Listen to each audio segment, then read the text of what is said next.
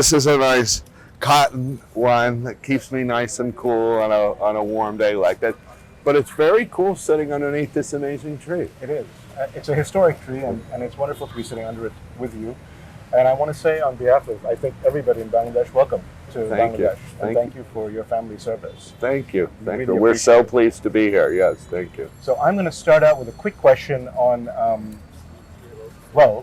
the context, the broader context of 1971, which is that even today,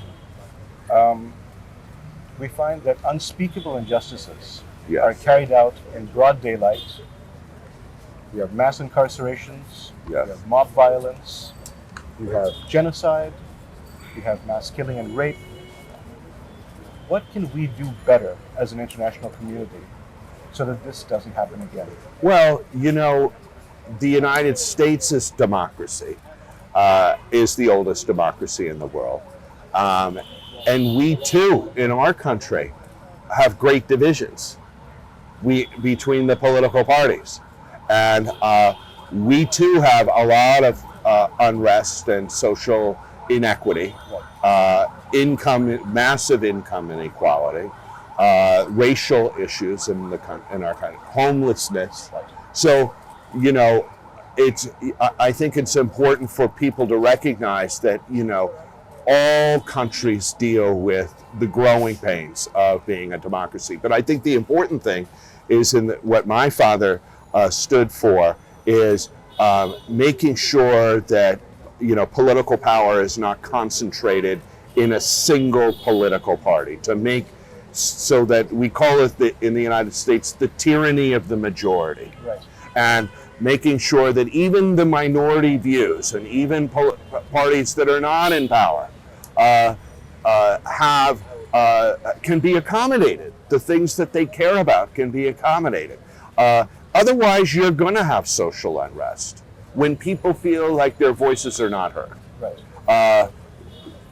That's what leads to demonstrations and people feeling that they have no say-so in what's going on with their government. And that's when you have problems.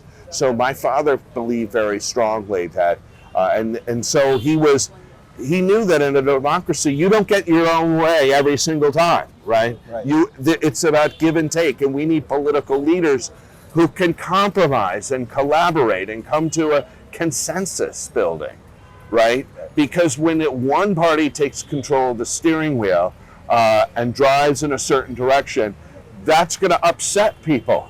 And that's when you have, you know, a lot of social unrest and political unrest. Thank you.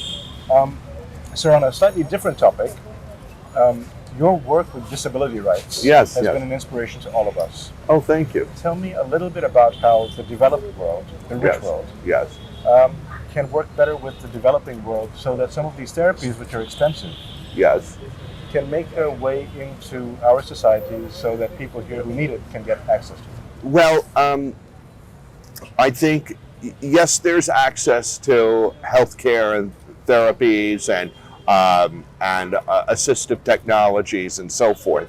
But most of what we're talking about in the 1 billion people in the world who have a disability is a lot of the attitudinal barriers that still exist. I'm talking about you know, how people feel sorry for people with disabilities, or people with disabilities, there's very low expectations for them to actually go to school or get a job or have a family or live alone in their own apartment. You know, these are not even goals, right?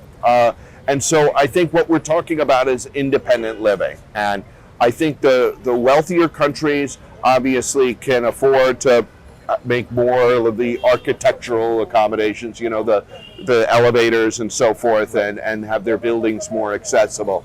But I think you don't have to be a rich country to begin to think anew about disability and how and understand that everyone, no matter what our physical or mental condition, we all are equal. Right.